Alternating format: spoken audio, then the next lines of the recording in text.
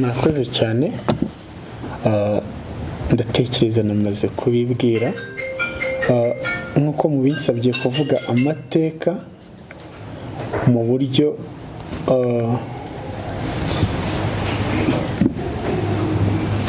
muri samari, kubera ko ifite amateka maremare kandi ntabwo dushobora nyine kuyavuga yose ahangaha ngo bikunde, ahubwo reka ngerageze mbabwireho muri make amavu n'amavuko bya New City kuva igihe yavukiye kugeza uyu munsi.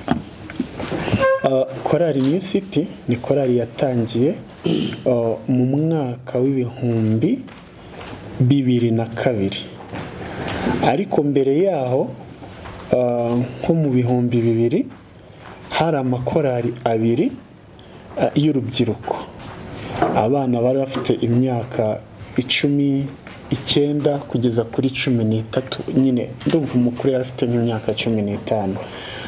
Sasa rero ayo makorali hariho korali y'abakobwa na korali y'abahungu, bose bari muri icyo cyiciro.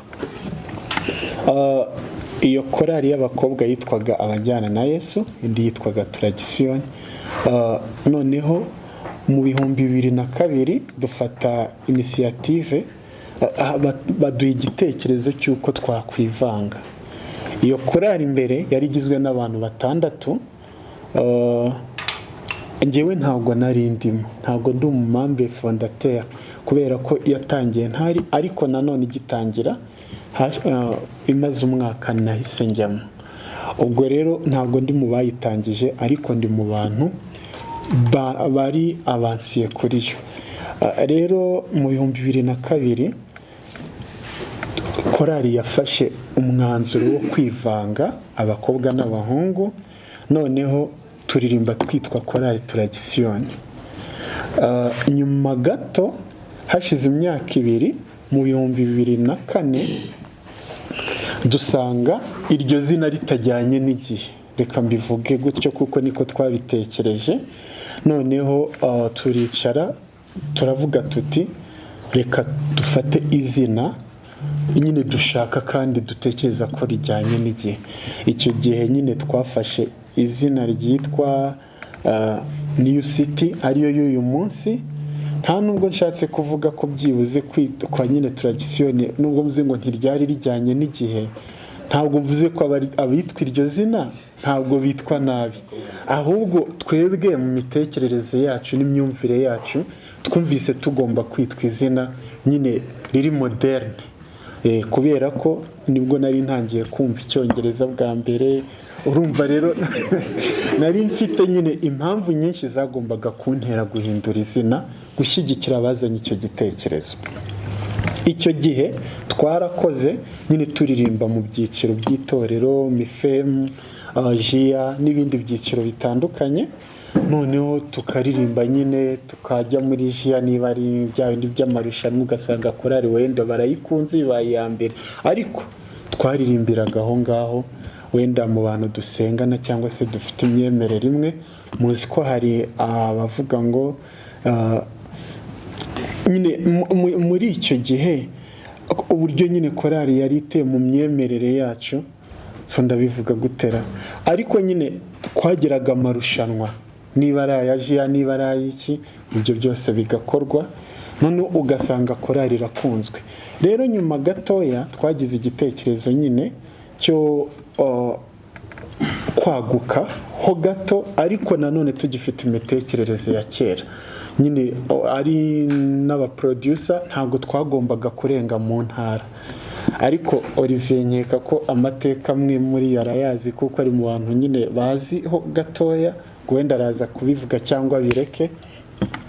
Ariko muri icyo gihe ndumva aribwo twafashe initiative yo gutangira gukora wenda indirimbo mu buryo bw'audio, nko mu bihumbi 2006 twakoze audio nyine y'abana. Ntabwo twari tuzi amajwi nayahe bigenda gute, kugezaho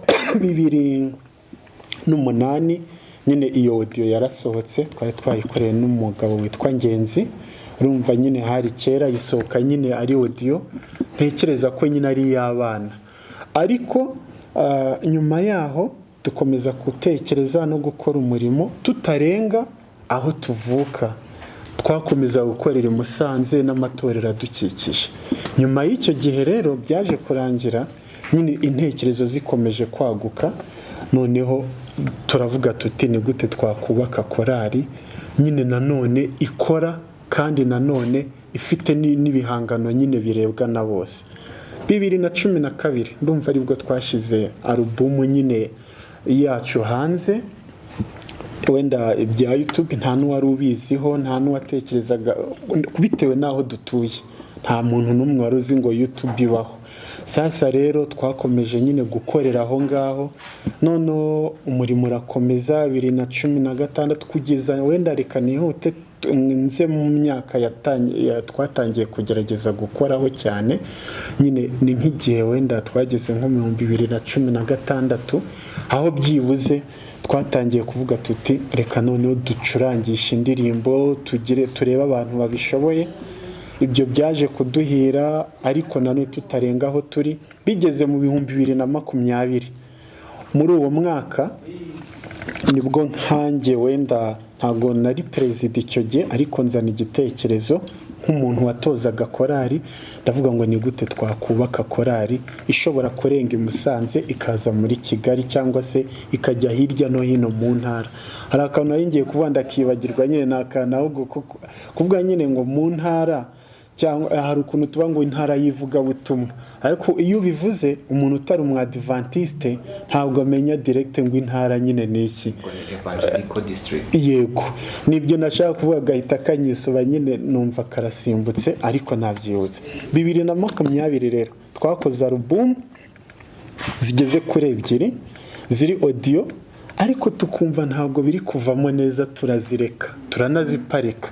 2021 dukomeza gukora, ariko bigeze na 22 dusanga dutekereje neza impamvu nyine wenda ibintu byacu bitarenga aho ngaho, cyangwa ngo tube tuzwi nk'andi makorali, ari uko turirimba indirimbo wenda zitabanje kwitonderwa mu buryo nyine wenda zikozwe n'abantu babigize umwuga. Twegereye rero abantu batandukanye baduha ibitekerezo, nibwo twakorewe indirimbo yitwa Bucece, ikorwa n'umuproducer witwa Amoni.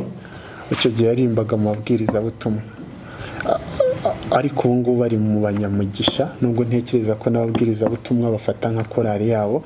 Ariko uwo muntu niwe wadukoreye indirimbo yitwa Bucece, arayiduhereza tuyize twumva biraryoshye. Noneho bigeze 2022 nko mu kwezi kwa 5 turavuga tuti indirimbo nyine reka turebe ukuntu twayirekodinga neza, noneho ikorerwe n'amashusho. Iyo ndirimbo yarikodinzwe n'uyu mugabo n'undi mu producer, ariko ntekereza ko uwatubaye hafi cyane icyo gihe ari Eric, ari uzi mbese noneho uburyo buri modern korali yatangiye kuririmba ibintu wenda bifite ireme. Noneho 2023 mu kwezi 2022 mu kwezi kwa 12 ndumva aribwo twashyizeho nanone Junior ya New City. Iyo Junior ni korali y'abana bacu twebwe twibyariye, murumva twari n'ikimenyetso cy'uko nyine tumaze gukura. Ntabwo tukiri rwa rubyiruko, twavuye no mu busore, nubwo harimo n'abasore, ariko abafondateur ba mbere nyine nibo babyaye abana bagize Junior, n'abandi b'inshuti zacu baza kwivangamo. Bigeze tariki 6 z'ukwezi kwa mbere 2023, nibwo tariki 6 z'ukwa mbere nibwo twaronshinze alubumu yitwa Bucece. Ari kwibagirwa ariko ndabizi ngenda mwibutse. Ayo mateka rero kugira ngo nyine dukore icyo kintu, bwari ubwa mbere korali New City ifashe iyo initiative, kavuga iti tugiye gutumira amakorali yo hanze ya Musanze. Icyo gihe twari turi kumwe n'amakorali meza, harimo Munyanyutsa, Abahamya ba Yesu, Kugana Yesu, n'indi korali y'iwacu yitwa Intwari za Kristo. Ndumva ari iyo alubumu twari tugiye gushyira hanze. nyine za ndoto zacu zo kuvuga ngo nyine korali yakura gute yakundwa gute tubona dutangiye kuzigeraho hahandi byibuze ndumva aribwo bwa mbere wenda twari dutangiye kumva abantu bari kure y'iwacu badutumira cyangwa se wajya kumva n'indirimbo nyine yanyu byibuze noneho irakinwe bivuga ngo ni uburyo bwari bukunzwe.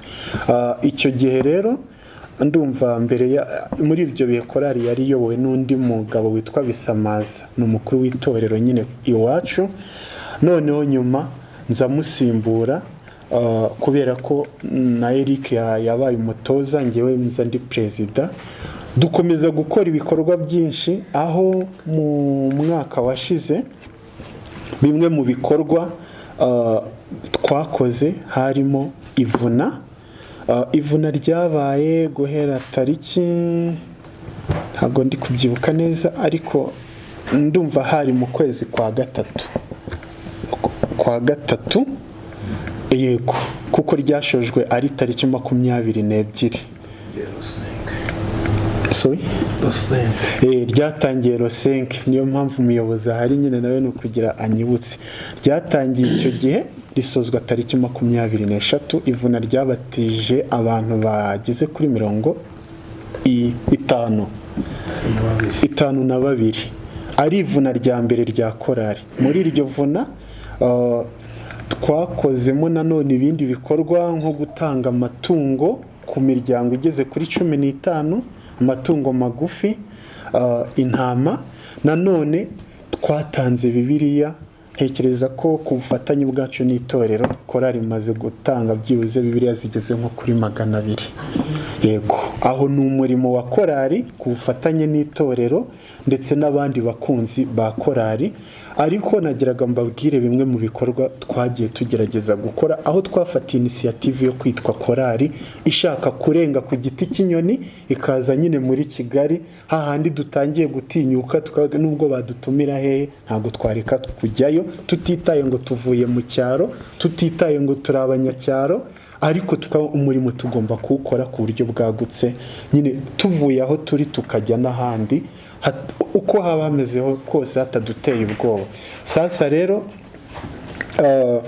kugeza uyu munsi navuga ko New City imigabo n'imigambi byayo biracyakomeje, kubera ko ubu tuvugana iyi konseri turimo gutegura, ariko na mbere yaho gato reka nsubira inyuma, twagiye tugira n'ibindi bikorwa biduhuza nyine no gutanga ubutumwa ku gihugu, aho korali ntekerezaho kuri ubu ari korali ushobora kuvuga uti tugeze mu gihe cyo kwibuka, ugasanga byibuze korali ifite indirimbo zirenze iziri hanze ni nk'esheshatu cyangwa 5 niba ntibeshye zo kwibuka, aho ntekereza ko korali yanakiriye ishimwe rivuye muri ibuka, batubwira bati mwarakoze kuduhesha agaciro cyangwa se kudufasha gutanga message yubaka igihugu.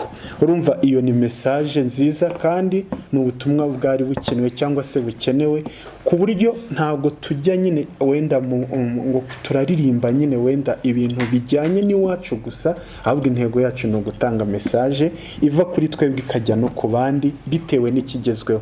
Donc twebwe mu mikorere yacu tugenda twiupdatinga bitewe n'igikorwa tugezeho.